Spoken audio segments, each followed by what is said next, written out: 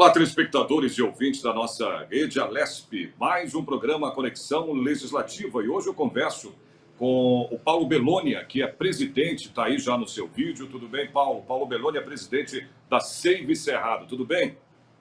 Ei, Sérgio, como vai? Tudo bem com você? Obrigado aí pelo convite, obrigado pelo espaço. É um prazer A gente é que aqui. agradece, né, meu amigo? A gente é que agradece a tua disponibilidade, né, para gravar um programa com a gente aí, o Conexão Legislativa, né? É isso aí, falar um pouquinho de um tema que é uma conta que está chegando para todos nós, né? Que é a Pois questão é. da preservação do nosso meio ambiente.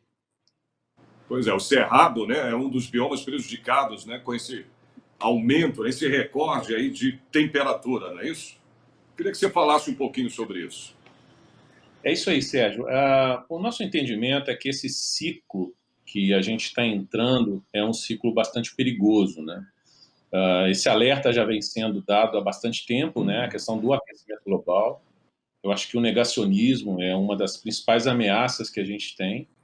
E esse aquecimento vem trazendo o que a gente está encontrando agora no dia a dia, né? Excessos de temperatura em alguns dias, chuvas muito fortes em curto espaço de tempo, ventos absurdos que o Brasil nunca teve, né? Situações que são realmente atípicas e com impactos que acaba refletindo na nossa vida, no nosso dia a dia, e isso impacta a economia, impacta todos nós, né? Então, assim, o Cerrado é um dos principais biomas, é o segundo maior bioma do Brasil, super importante, Uhum. é onde se concentra a maior atividade do agronegócio, tanto gado como soja, quer dizer, a gente já tem uma exploração bastante grande, é um bioma que não é protegido, né? Por lei, 80% desse bioma pode ser desmatado.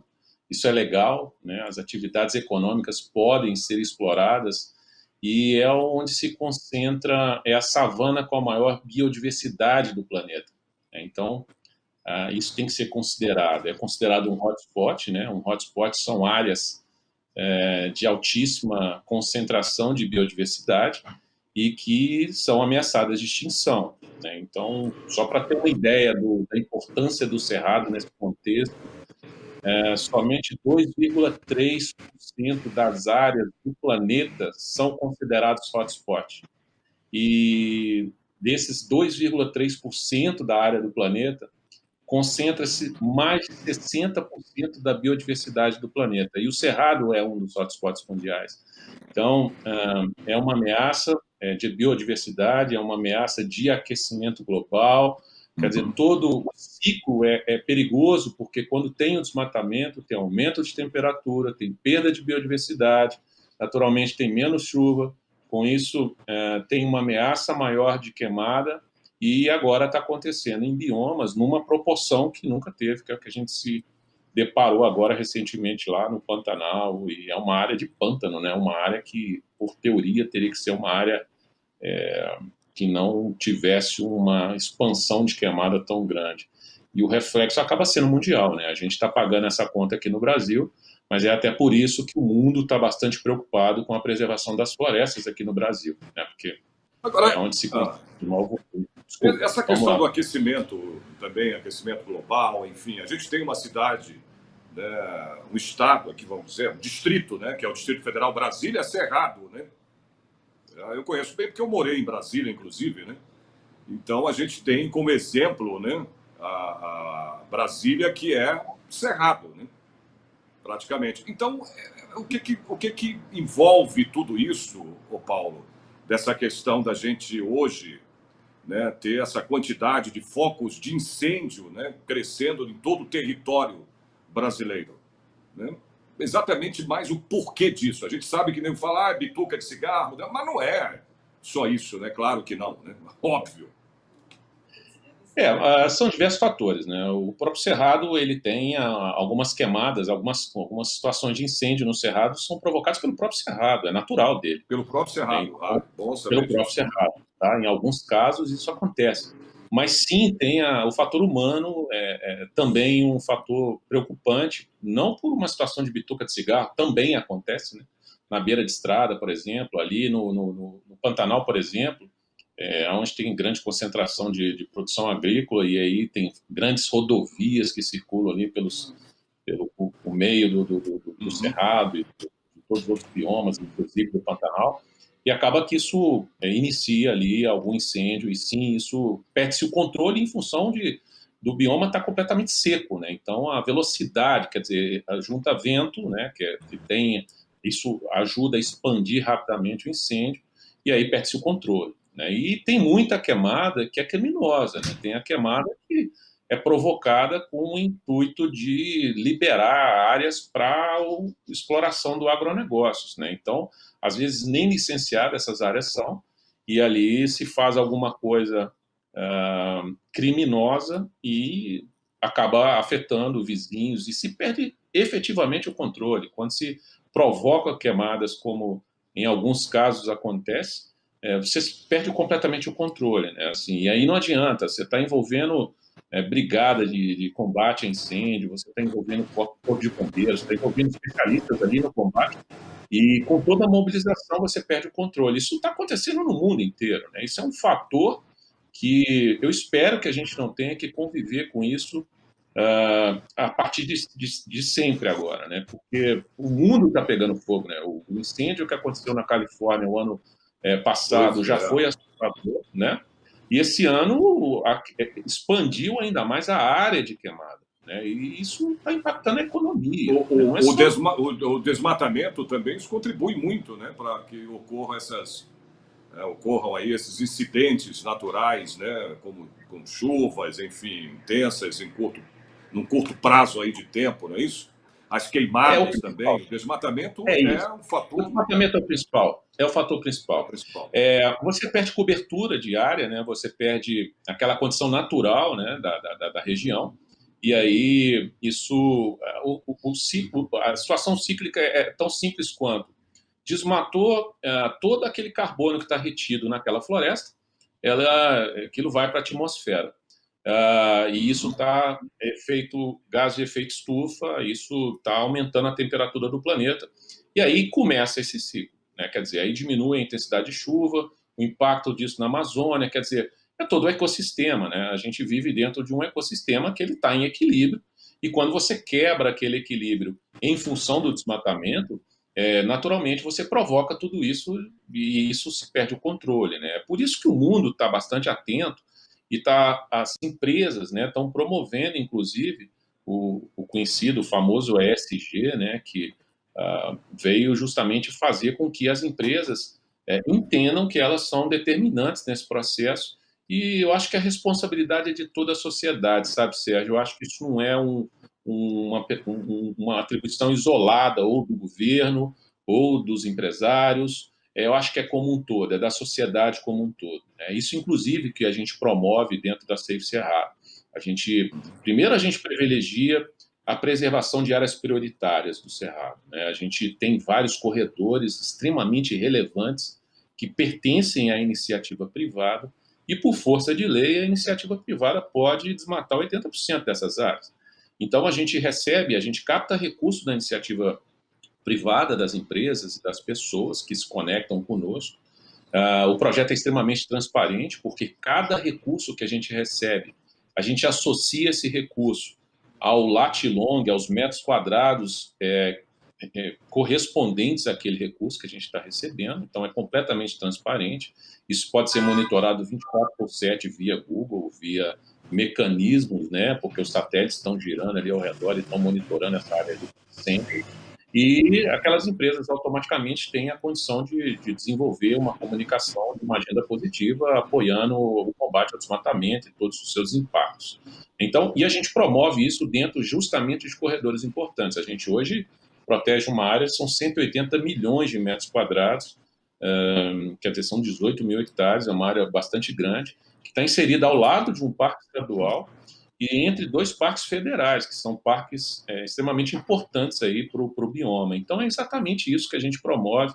Eu acho que a sociedade precisa entender que a gente precisa lidar com o meio ambiente de uma forma diferente, e isso, a responsabilidade, obviamente, vai para as empresas, vai para a sociedade como um todo, e não furta a obrigação e a responsabilidade também aí do setor público e vocês, né, que estão em São Paulo e tem aí sim uma importância, um papel muito relevante, até porque o Cerrado aí em São Paulo está completamente devastado, né, para o agronegócio. Total. Né?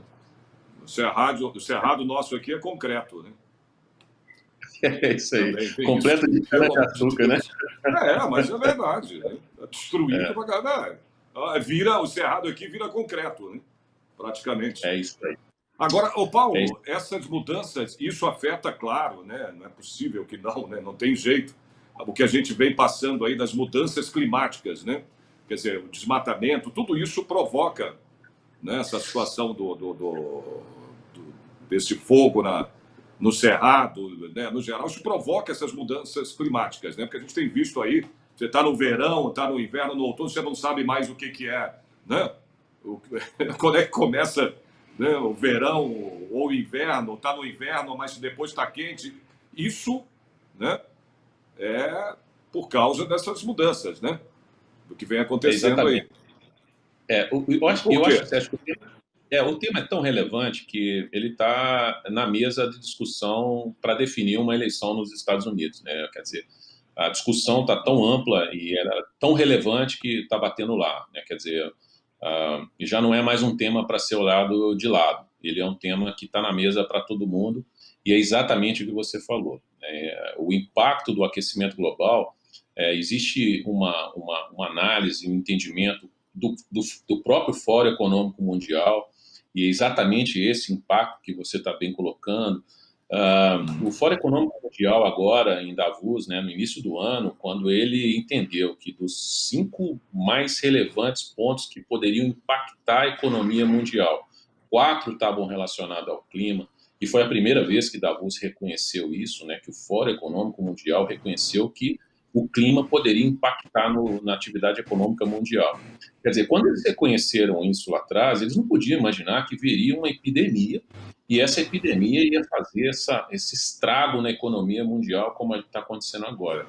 E se a gente for olhar dentro da simplicidade disso, significa dizer o seguinte, não tem nada com o que eles estão comendo na China. Né? Se eles consomem espécies exóticas lá e tudo, isso é problema do chinês. Não, isso não é problema do chinês, isso é um problema nosso, porque essa conta chegou aqui, ela chegou para o mundo inteiro pagar.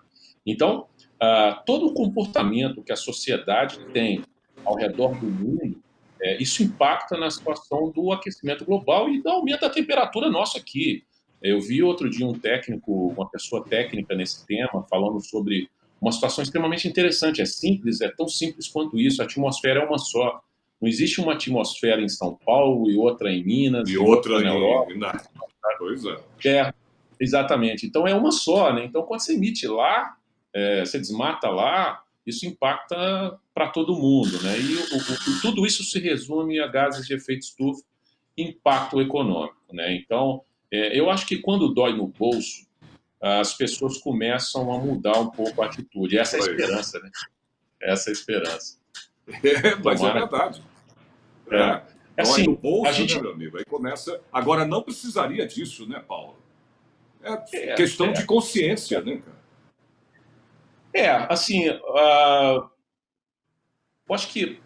Eu digo, não precisa, não precisaria desse tipo de atitude. Não precisaria. Eu acho que deveria ser consciência de cada um de nós, porque a gente tem que contribuir para isso, né? Porque se você não contribui, não adianta. Não adianta ter reuniões em fórum, em Davos, entendeu?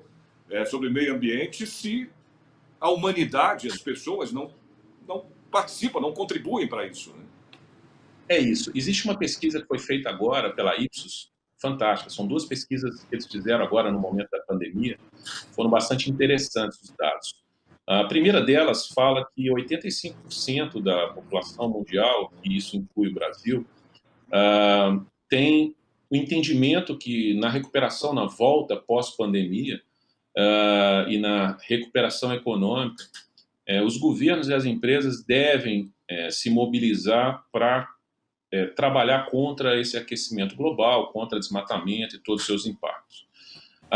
Mas a mesma pesquisa fala que quando essas pessoas que deram a sua opinião foram questionadas sobre se elas também devem se envolver com isso, aí reduz para 40% só, entendem que tem que fazer algo efetivamente para mudar esse cenário. E, de novo, esse cenário é tão simples quanto ser sustentável parece que é mais caro, e não é mais caro ser sustentável. A gente apagar a luz, a gente trocar a eficiência, o recurso energético por uma energia limpa, quer dizer, a gente gastar menos papel, a gente usar sacola, parar com o uso de sacola descartável, usar menos plástico, quer dizer, tudo isso são situações positivas economicamente falando, né? Então, quando a gente traz esse entendimento, fica mais fácil. Eu acho que é uma situação, como você colocou, eu acho que é uma situação muito mais de ignorância. A ignorância significa desconhecimento, né? Não é que a pessoa não tem cultura, não tem sabedoria, não é isso. Ela falta conhecimento sobre esse tema e o que ela precisa fazer efetivamente para se conectar com isso, né? Então, são ações, às vezes, pequenas, que podem representar uma mudança, e isso é um efeito de escala, né? Isso, de novo, não adianta Paulo, fazer, o Sérgio fazer, e os outros todos, 90% da população mundial, não fazer absolutamente nada, a gente não vai ter resultado.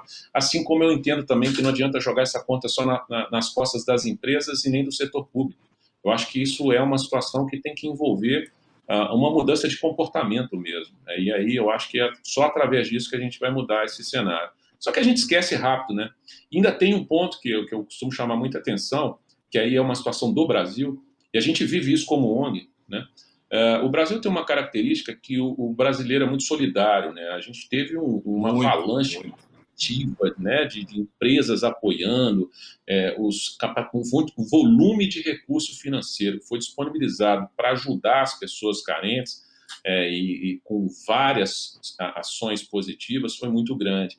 A pergunta que eu sempre faço é quando nós vamos parar de ser solidários só na consequência, né? A gente precisa ser solidário também na causa, né? A gente precisa evitar que isso volte a acontecer, né? E para fazer isso, nós temos que apoiar iniciativas e desenvolver ações concretas de combate a desmatamento, de preservação de florestas importantes, de biodiversidade, tudo. E a gente já sabe, tem estudos que comprovam que não tem esse papo de não tem comida suficiente, o que nós vamos comer se a gente parar de desmatar?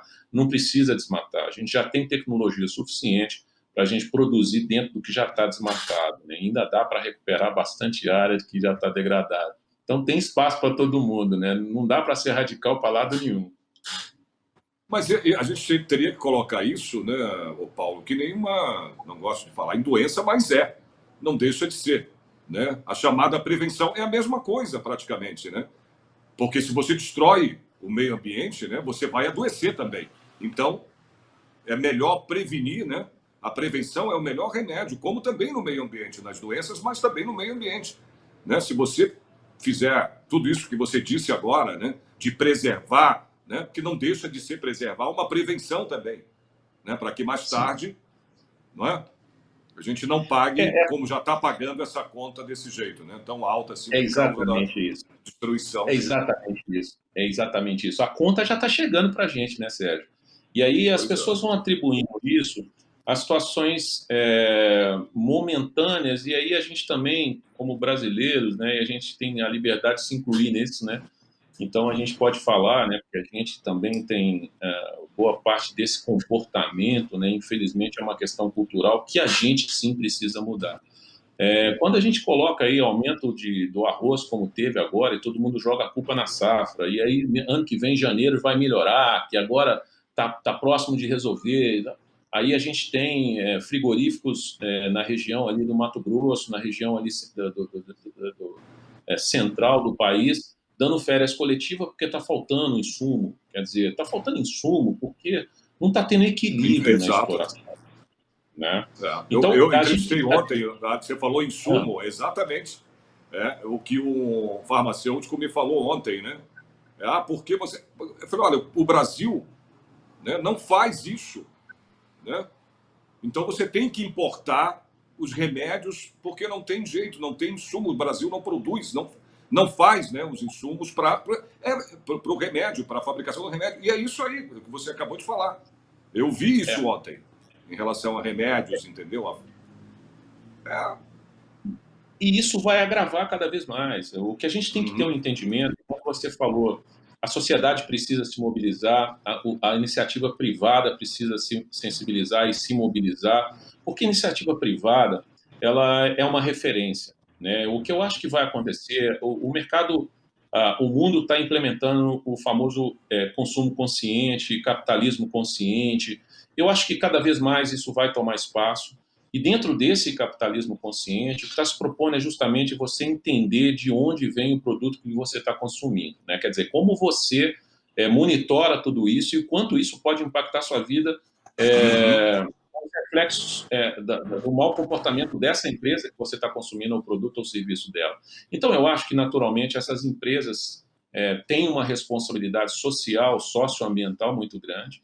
O nosso projeto prevê justamente isso, a gente entende, o nosso projeto foi desenvolvido para inserir pequenas empresas, micro e pequenas empresas. Hoje, para proteger uma área de 10 mil metros quadrados, uma empresa apoia a gente com R$ 450 por mês. Quer dizer, isso é muito pouco. Uma pessoa física consegue apoiar um metro quadrado com R$ 4. Quer dizer, então são valores. O que a gente costuma dizer sobre esse apoio é tão importante quanto receber o apoio, para que a gente desenvolva os projetos socioambientais que a gente desenvolve lá além da proteção da área, é a multiplicação disso como influenciadores, né? As pessoas são influenciadoras. A gente fez uma campanha recentemente agora, entregando uns produtos, umas cestas básicas, uma cesta de produtos que a gente extrai lá do Cerrado. Tem muitas mulheres, famílias que dependem daquela atividade do extrativismo para sobreviver. E a gente mandou isso para algumas pessoas famosas, para elas receberem, entenderem o que elas têm em casa, né? O que elas podem ajudar. E foi uma experiência bastante positiva, porque muitos globais, muitas pessoas famosas, influências de YouTube, que agora estão ocupando um espaço muito grande, tem uma responsabilidade muito grande por trás disso, eles divulgaram, falaram sobre o projeto da Save e tudo. Então, esse fator multiplicador é determinante. Não vai ser proteger 180 milhões de metros quadrados no Cerrado, em área importante, que vai resolver o problema do aquecimento global. Mas se a gente encontrar 18 mil empresas, 180 milhões de pessoas no mundo para poder se conectar com isso, a gente tem 18 mil empresas ou 180 milhões de pessoas que vão replicar esse conceito de preservação. Eu acho que esse que é o tema importante, eu acho que isso que é a mensagem. E esses espaços que a gente tem para conversar com uma estrutura que atinge o estado de São Paulo, que é onde concentra o maior PIB. O estado de São Paulo é um país, né? E aí estão os principais influenciadores da América Latina e do mundo, né? Então, a relevância da conexão desse tipo de projeto, desse tipo de iniciativa, e tem várias outras muito positivas, assim como que a gente faz aqui, tem vários projetos muito consistentes que têm o mesmo princípio nosso ou que vai dentro do mesmo conceito, e eu acho que é importante as pessoas buscarem mais conhecimento, entenderem que a conta está chegando, e pior do que isso, pode ser que ela fique impagável, pode ser que a gente não consiga mais reverter, então é urgente mesmo. É verdade. Aí você falou numa coisa, né, muito importante, né, que é a questão de cultura, né, Paulo? Você vê lá fora, né, as pessoas, por exemplo, ou não, seja nos Estados Unidos, Europa, você não vê as pessoas na China, entendeu? Inclusive, você vai preso. Você jogar uma bituca de cigarro, você não vê papel, é questão de cultura. O que o Brasil precisa, né, é isso, cara. Tem um pouco mais de cultura. Por isso que a gente acaba sendo aí, né? Até hoje tem gente que fala que acha que o Brasil aqui só mora índio, né, velho? É complicado isso, cara. Então precisa realmente de cultura. Agora, eu li uma coisa, tô vendo aqui, tua, né, que você disse aqui, falando dos biomas, né, que eles são interligados. Eu achei legal isso aqui, queria até que você comentasse isso, né? Os biomas, eles estão aí interligados, né? Enquanto que vamos voltar para o Cerrado, né? O Cerrado é conhecido como a caixa d'água do Brasil. Explica isso, por quê? Isso é interessante, né? Porque para fora do Brasil, né? Lá fora, eles acham que só existe a Amazônia, né? E, de fato, a Estou biodiversidade da falando Amazônia que só tem índio aqui no Brasil, né? Para eles, só eles só tem falam, é índio. tudo índio. É, É isso aí. exatamente. Então, eles sim estão interligados e a relevância, a importância disso só para a gente ter uma ideia, tem um dado interessante que de 9 de cada 10 brasileiros só tem energia em casa por conta da água que vem do Cerrado, né? Então, aí em São Paulo só tem energia porque alguma coisa está sendo movimentada para gerar energia, as hidrelétricas, e que é uma energia limpa, né? Diga-se de passagem, e que E aí que vem do Cerrado, né? e que vem do Cerrado. Então, a relevância é exatamente interligação, é ecossistema, o negócio é tão simples quanto isso. A Amazônia, o mundo não vive sem a Amazônia e a gente não vive sem o Cerrado. E a questão da caixa d'água, é muito interessante isso, porque quando eu comecei a estudar esse negócio, eu venho do setor privado, venho do mercado corporativo e tudo, e era muito interessante que quando eu vi o Cerrado, Sérgio, eu falava, poxa, o que vocês querem preservar nesse tanto de pau retorcido? Esse negócio não é nem árvore direito, isso é muito baixo, uma floresta baixa e tudo. E é a minha ignorância, né? E aí a gente vai aprendendo, né, para a gente entender um pouco mais. O Cerrado é uma floresta de cabeça para baixo, né? Então, o que ele não tem de árvore para cima, ele tem de raiz para baixo. E aí tem raízes do cerrado que chegam a 60 metros de profundidade. E são essas raízes que permitem, quando tem chuva, essa água entra pelo solo e naturalmente irriga ali o lençol freático, né? Alimenta o lençol freático, que naturalmente alimenta os rios, né? Então, esse é o papel importante, é tão simples quanto isso a relevância do cerrado. Por isso que parece que a gente está querendo combater monocultura, parece que a gente é contra a soja. Não existe isso. Eu acho, de novo, a gente não é contra a atividade do agronegócio, e jamais seria uma ignorância nossa. Né? É um pilar fundamental para a economia brasileira. E a gente tem que saber separar essas coisas. Né? O mundo tem, sim, uma pressão econômica no Brasil por conta disso e está tentando pegar uma carona nessa questão da preservação. E a gente tem que saber separar bem essas coisas. Mas a monocultura em excesso e em áreas estratégicas do Cerrado, nos corredores de prioridade de preservação, ela não permite justamente essa infiltração. Então, quando a chuva cai, ela escorre pelo solo, porque quando você coloca a monocultura, as raízes não são mais tão profundas como a raiz da árvore nativa. Então, você simplesmente quebra esse ciclo de alimentação de lençol freático. E quando você quebra esse ciclo, você tem diminuição de alimentação dos rios, aí você tem todo o reflexo que a gente está tendo na energia. A conta está chegando todo ano na energia, é um bom exemplo. Né? A gente está tendo que acionar energia nuclear, pagando um preço absurdo. Quem está pagando essa conta somos nós, né? Porque ela é repassada sempre. E isso é decorrente do Cerrado. É simplesmente por isso. Mas você sabe que eu também pensava assim, antes de ser jornalista, eu morava em Brasília, né? E eu também pensava, meu Deus do céu, essa coisa é horrível, feio, não dá nada, não faz nada o Cerrado, né?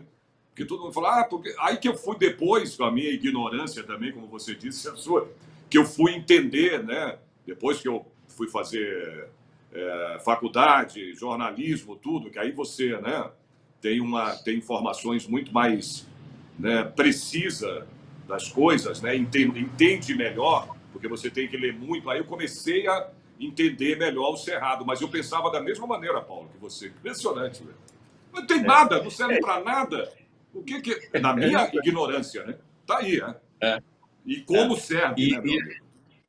Exatamente. A gente costuma falar que é o bioma mais maltratado e o mais resiliente, né? Que é impressionante. Maltrata, maltrata, maltrata. E ele por uma característica natural. Exatamente. E o bicho tá lá. Ele não baixa a guarda. Pois é. Paulo, a gente chegou aqui ao final. Pô, eu ficaria mais 1h30 contigo aqui, meu amigo, porque você é super simpático, explica muito bem as coisas, né? Detalhadamente, né, em termos populares, aí para que as pessoas entendam, né? Isso é legal, entendeu? É ótimo fazer uma entrevista com pessoas assim também, né? Que colocam essas explicações da melhor maneira possível, mais simples possível, para que a pessoa, o telespectador, entenda. Agradeço muito tua participação e a gente vai marcar um outro programa para continuar esse bate-papo, que é muito importante as pessoas né, terem conhecimento, né, e para terem consciência, né, do que é o meio ambiente, de como, né, as pessoas, quando não cuidam, não começam, pelo menos não passam a cuidar disso, como ele é prejudicial, né, porque as pessoas é que fazem isso, é o ser humano. Né? A natureza é a natureza, ela vai de acordo, né, com o que foi criada, do que Deus criou, enfim. Então somos nós que proporcionamos proporcionamos isso, né? Esse mal ao meio ambiente, a empresa construindo cidade debaixo d'água, entendeu? Debaixo do oceano, que pelo amor de Deus, né? Então tudo isso não é culpa da natureza. A natureza cumpre e faz o seu papel, né? Culpados somos nós, os seres humanos. A gente precisa ter consciência, né, Paulo? Obrigado. Né? Eu queria que você fizesse suas considerações para a gente encerrar. Obrigado, Sérgio. Eu que tenho que agradecer. Estou totalmente disponível aí, à disposição. Eu que agradeço. O bate-papo foi delicioso. E, para fechar, eu acho que você colocou bem aí, a situação é nós que provocamos e nós é que vamos ter que corrigir isso, né? A responsabilidade é toda nossa. E com espaços como esses, a gente tem que realmente simplificar. A vida já é muito complicada, né? A gente tem que tentar simplificar essa mensagem para que as pessoas entendam, né? Te agradeço muito aí a disponibilidade. Imagina, a gente que agradece. À disposição. Um grande abraço. Tá bom. Outro grande abraço, tudo de bom para você, meu amigo. E se cuide. Nós todos, um abraço. Obrigado. Pois é, gente, esse foi mais um Conexão Legislativa. A gente conversou aí, né, com o Paulo Bellonia, que é presidente da Seive Cerrado, exatamente sobre o Cerrado, né, os benefícios que o Cerrado traz, né, para nós, para a população e para o mundo inteiro. Muito obrigado e até o nosso próximo encontro. Até lá.